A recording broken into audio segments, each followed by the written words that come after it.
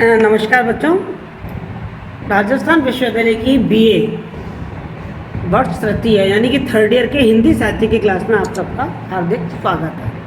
आज मैं आपको बता रही हूँ आपका सिलेबस, कि आपका पाठ्यक्रम क्या रहेगा और पेपर पैटर्न क्या रहने वाला है, क्योंकि उसी हिसाब से हम अपनी जो हिंदी का पेपर है उसकी तैयारी करेंगे। आपके थर्ड ईयर में दो पेपर होने वाले हैं, जैसे फर्स्ट ईयर और सेकेंड ईयर में हुए थे। पहला जो पेपर है वो आधुनिक काव्य है। याद है आपको, फर्स्ट ईयर में आपने आदि काल और भक्ति काल पढ़ा था, सेकेंड ईयर में रीति काल। उसी तरीके से थर्ड ईयर में आप आधुनिक काल पढ़ने वाले हैं, आधुनिक काव्य। ये आपके फर्स्ट ईयर का पेपर होगा। अब आधुनिक काव्य के भी अलग अलग पार्ट हैं। मैंने आपको बताया था आधुनिक काव्य में परिवर्तन बहुत जल्दी जल्दी हुए, और बहुत जल्दी जल्दी हुए तो प्रवृत्तियाँ बहुत जल्दी जल्दी चेंज हुई, जो विचारधाराएँ थी वो बहुत जल्दी चेंज हुई। आधुनिक काव्य का जो पहला साहित्य का युग है वो भारतेंदु युग माना जाता है, और भारतेंदु युग के बाद द्विवेदी युग। ठीक है, काव्य की बात कर रही हूँ। द्विवेदी के बाद आपकी छायावादी के बाद प्रगतिवादी कविता, प्रगतिवाद के बाद प्रयोगवादी कविता, और प्रयोगवाद के बाद नई कविता। तो ये सब चीज़ हम पढ़ने वाले हैं। इसमें आपका जो सबसे पहला जो कवि हम पढ़ने वाले हैं वो है अयोध्या सिंह उपाध्याय हरिओत। उनकी प्रसिद्ध पुस्तक है प्रिय प्रवास।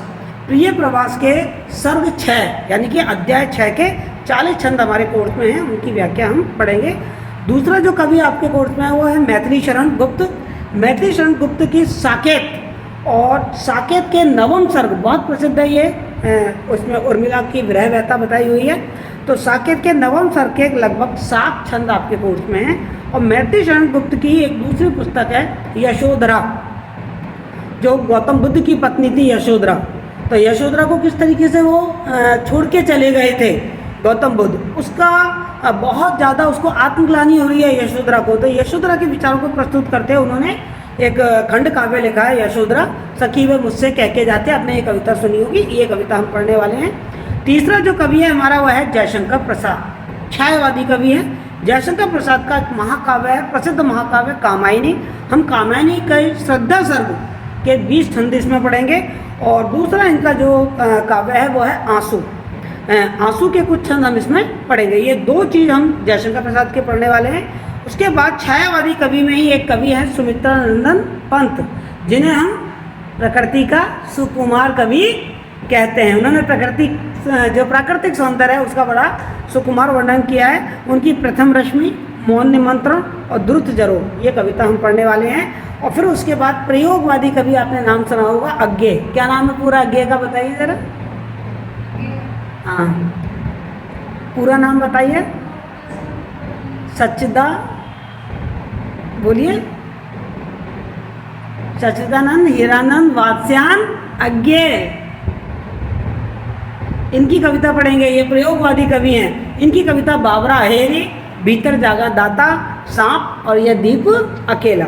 उसके बाद आपके नई कविता के कवि आते हैं मुक्तिबोध। मुक्तिबोध का पूरा नाम क्या था, आपने पढ़ा 11th 12th में भी पढ़कर आए हैं आप। शहर से स्वीकारा है, इनकी एक कविता थी आपकी कोर्स में। गजानन माधव मुक्तिबोध। अब थोड़ा सा हिंदी को पढ़ा करो, आपको हिंदी के इतने अच्छे अच्छे बड़े बड़े कवि हैं, इतने प्रसिद्ध कवि हैं, इन लोगों की जानकारी आपको होनी चाहिए। इनकी 3 कविता हमारे कोर्स में है। जन जन का चेहरा एक, दूर तारा और खोल आँखें। उसके बाद धूमिल, जिनकी प्रौढ़ शिक्षा, और मोची राम, ये कविता हमारे कोर्स में है। और फिर एक कवि है दुष्यंत कुमार। दुष्यंत कुमार अपनी गज़लों के लिए हिंदी में जाने जाते हैं। उनकी कई पुस्तकें हैं, पर साय में धूप उनका प्रसिद्ध गज़ल संग्रह है, उसकी गज़ल हम पढ़ने वाले हैं। तो ये 8 कवि आपके कोर्स में हैं। इन कवियों के बारे में पढ़ेंगे, इन कवियों की इन रचनाओं के बारे में पढ़ेंगे जो मैंने नाम बताए हैं। उसके अलावा आपका खंड, ये तो हो गया खंड अ।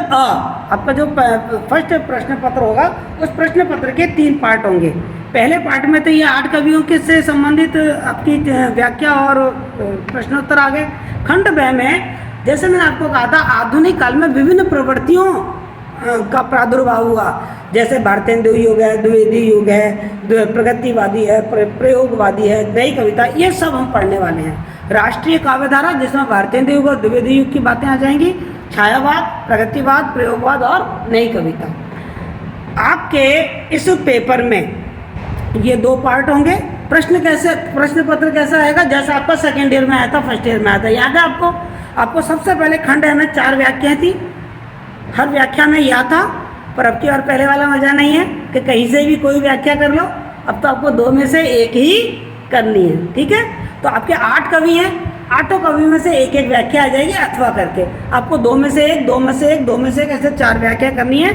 उसी प्रकार से आपके कुछ प्रश्न आएंगे, 3 कुल निबंधात्मक प्रश्न आएंगे, एक कवि से संबंधित एक ही प्रश्न होगा और हर जो प्रश्न है उसके 15 अंक होंगे। 4 प्रश्न आने चाहिए, 4 प्रश्न आएंगे, ठीक है ना।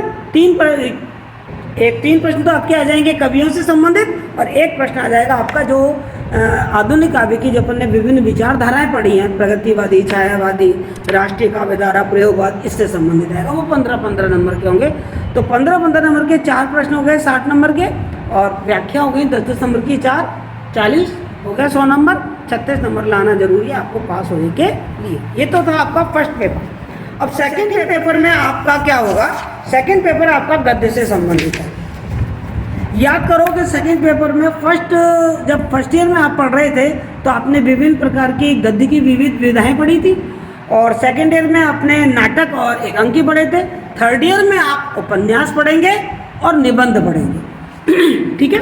तो पहले हम उपन्यास किसे कहते हैं, उपन्यास का हिंदी साहित्य में कैसे विकास हुआ, उपन्यास के क्या तत्व होते हैं, एक अच्छे उपन्यास की क्या विशेषताएं होती हैं, ये पढ़ने के बाद हम एक बहुत प्रसिद्ध उपन्यास सम्राट किसे कहते हैं,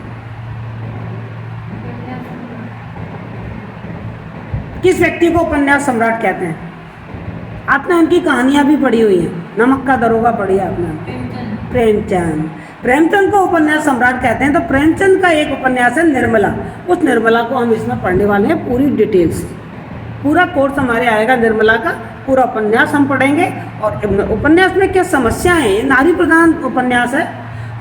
दहेज प्रथा और बेमेल जो विवाह होते हैं उस समस्या को प्रमुख रूप से उन्होंने हमारे सामने रखा है।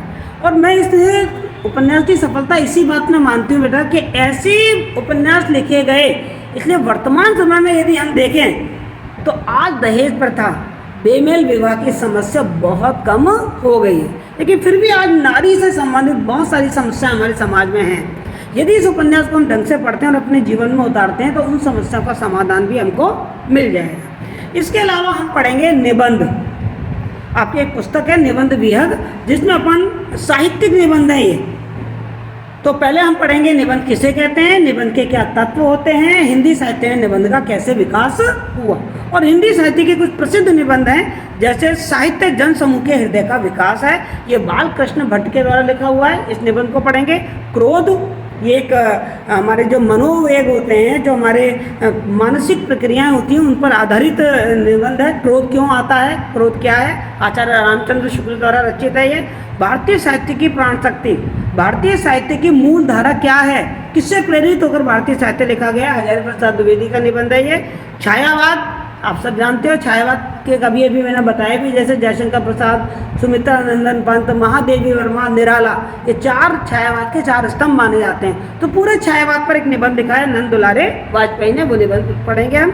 संत साहित्य की ऐतिहासिक भूमिका, या आपको मालूम है आपने फर्स्ट ईयर में भक्ति काल पढ़ा था, भक्ति काल में आपने संत साहित्य पढ़ा था, कबीर, मीरा, ये सब क्या थे, संत थे ना।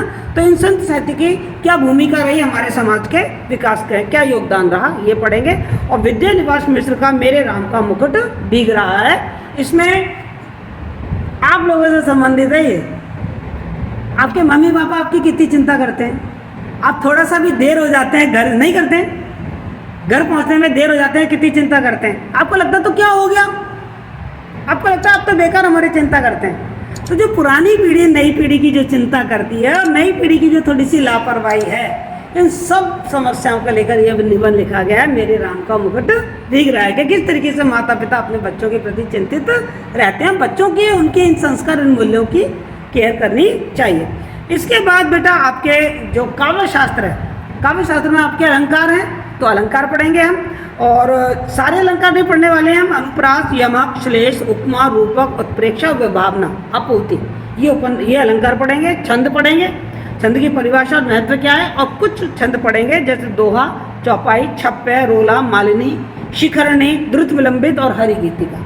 इसके बाद रस, जो 9 रस हैं उनकी परिभाषा, रस के अवयव पढ़ेंगे, रस के सिद्धांत को पढ़ेंगे, गुण, काव्य के गुण, 3 गुण माने गए हैं काव्य के, माधुर्य, ओज और प्रसाद गुण, इनके बारे में पढ़ेंगे। और शब्द शक्ति, शब्द शक्ति भी बताइए, आपने पढ़ चुके हो शब्द शक्ति कौन कौन सी पढ़ी है? आपने पढ़ चुके हो आप छोटी क्लासेस में? अभिधा याद आ रहा है? अभिधा, लक्षणा और व्यंजना, ये 3 शब्द शक्तियाँ थी, इनकी डिटेल हम पढ़ने वाले हैं। तो इस तरीके से आपके इस पेपर के भी 3 पार्ट हो जाएंगे, एक उपन्यास आ जाएगा, एक निबंध आ जाएगा और एक काव्य शास्त्र का पार्ट आ जाएगा। और जो आपका पेपर होगा वो वैसे ही होगा, 4 व्याख्याएं होंगी। 4 व्याख्या में से आपकी 2 व्याख्या आपको करनी है उपन्यास में से, और या होगा सब में, विकल्प होगा, 2 में से 1 करनी होंगी, और 2 व्याख्या आपके निबंध वाले में से आएंगे। उसी तरीके से जो प्रश्न है आपके, वो प्रश्न आप ये देख लीजिए कि आपके आलोचनात्मक प्रश्न निबंध, इसमें उपन्यास में से आएंगे, निबंध में से आएंगे, और 2 टिप्पणियाँ आएंगी काव्य शास्त्र में से, चाहे अलंकार के बारे में आ जाए, शब्द शक्ति के बारे में आ जाए, रस के बारे में आ जाए, छंद के बारे में आ जाए। तो इस तरीके से आपका 100 नंबर का ये पेपर होगा। तो आज मैंने आपको आपके पाठ्यक्रम के बारे में बताया कि आपका पाठ्यक्रम कैसा होगा और आपका पेपर कैसा होगा। इसी को ध्यान में रखते हुए हमको पढ़ाई करनी है। अब जब आप किताब उठाते हैं, मैं आपको पाठ्यक्रम क्यों बता रही हूँ, आपने कोई छंद अलंकार की पुस्तक उठाई, अब उसमें तो बहुत सारे अलंकार हैं, लेकिन आपको मालूम होना चाहिए कि कौन कौन से अलंकार आपके कोर्स में हैं, कौन कौन से छंद आपके कोर्स में हैं। निबंध, आप साहित्यिक निबंध यदि लाइब्रेरी में जाते हो तो आपको कई पुस्तकें मिल जाएंगी, लेकिन आपके कौन कौन से निबंध आपके कोर्स में, ये सब चीज़ आपको पाठ्यक्रम से ही मालूम पड़ेगी। तो इसीलिए मैंने आज आपको पाठ्यक्रम बताया है। आपकी किताब खरीद लीजिए, एक तो आधुनिक काव्य की किताब है आपकी, दूसरी आपके एक निर्मला उपन्यास है, और एक निबंध विहंग करके पुस्तक है, और एक काव्य शास्त्र की किताब खरीद लीजिए जिसमें आपको छंद, अलंकार, रस, शब्द शक्ति, ये सब का नॉलेज मिल जाएगा। तो यह है आपका पाठ्यक्रम और आपका पेपर पैटर्न। कल से हम आगे पढ़ेंगे, आधुनिक काव्य शुरू करेंगे हम। तो सबसे पहले हम पढ़ेंगे आधुनिक युग क्या है और उसकी विभिन्न प्रवृत्तियाँ क्या है। ठीक, okay, thank you so much.